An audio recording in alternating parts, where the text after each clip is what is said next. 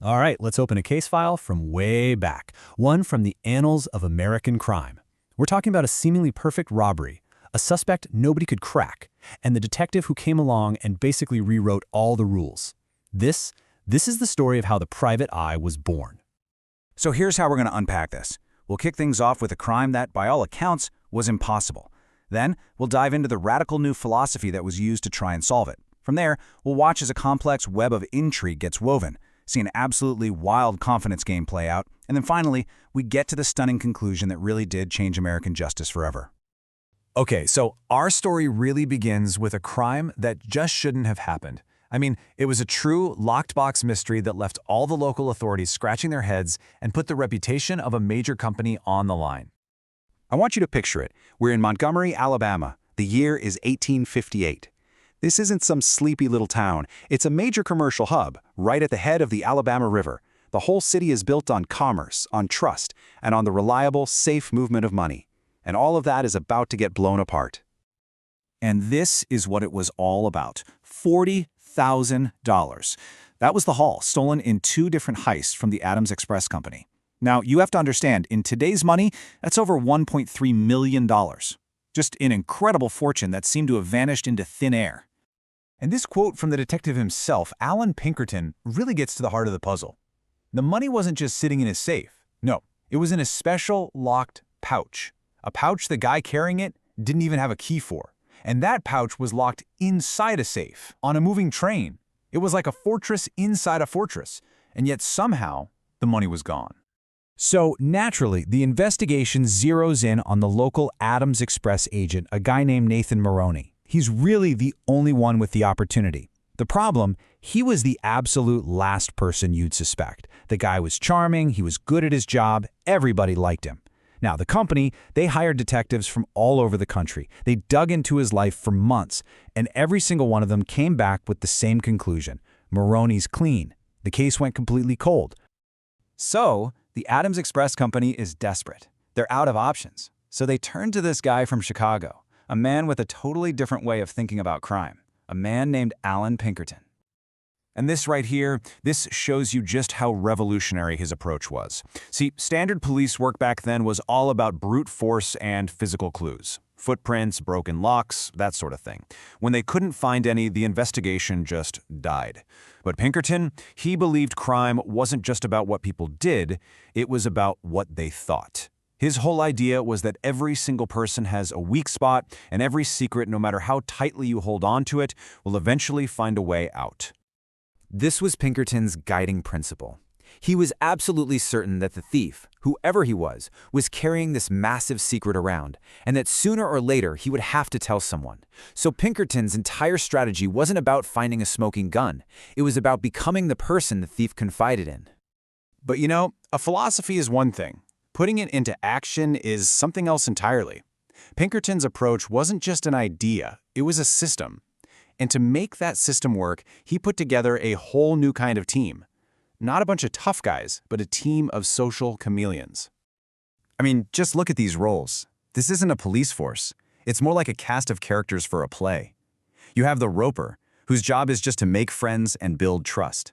You've got the shadow, for constant, invisible surveillance. The disguised operative, who could blend in anywhere. And then, and this was just unheard of at the time, the female confidant, designed to get into social circles that men could never ever access. And this timeline just shows you the incredible patience of this method. This wasn't a manhunt, it was a siege. For months, one of Pinkerton's best operatives, a guy named Roch, followed Maroney all across the South, disguised as a German immigrant, never letting the man out of his sight. And then, when Maroney's wife moves north, the entire focus of this national operation shifts to a tiny, sleepy town in Pennsylvania. Okay, so with Maroney's wife now isolated up north, the whole plan shifts gears. It goes from just passive surveillance to an active, incredibly detailed psychological trap. Pinkerton is no longer just watching the play, he's directing a full-blown theatrical production. He essentially populates an entire town with his undercover operatives. He's got a guy pretending to be a clock repairer going door to door just to pick up local gossip. He sends in another, a handsome guy named DeForest, just to flirt with Mrs. Maroney and see what he can learn. And the centerpiece of it all, Kate Warren arrives, posing as this wealthy Southern socialite with the single goal of becoming Mrs. Maroney's new best friend. And we have to talk about Kate Warren. She was one of America's very first female private detectives. Pinkerton hired her because he believed a woman could, in his words, worm out secrets in many places to which it was impossible for male detectives to gain access. He figured out, correctly, that Mrs. Maroney was the psychological weak point in this whole thing, and he sent in Kate Warren to become her closest confidant. So after months and months of this elaborate performance, all the pieces are finally in place. And now, Pinkerton orchestrates this perfectly synchronized takedown, a true masterstroke of psychological warfare happening in two different places at the exact same time. This is just incredible. So while Maroney is locked up in a jail in New York, he starts talking to a fellow prisoner who is, of course, a Pinkerton operative named White. Believing he's found an ally, Maroney tells him everything, how he palmed the money, how he hid it in cigar boxes and shipped it out. Now get this, at that exact same time, hundreds of miles away in Pennsylvania, Kate Warren is convincing a frantic Mrs. Maroney that her husband's only chance is to give the stolen money to a friend for safekeeping. And Mrs. Maroney falls for it, leading Kate right to the cellar where she and her brother-in-law dig up the fortune from under the floorboards. And there it is, $39,515. Nearly every single cent of the larger robbery, recovered. And think about it, not with a single threat, not with one act of violence. It was all done by patiently and brilliantly playing on the minds, the fears, and the emotions of the people involved. So the money's back, and they have a confession. But for Pinkerton, this isn't over. He needs one more piece to complete this masterpiece and cement his legacy forever. A public conviction. And this is the final, brutal checkmate. There in the courtroom, the prosecution calls a surprise witness to the stand, Mr. White. Maroney looks up, and he sees the man from his jail cell, his trusted friend, the man he told everything to, walking to the witness stand.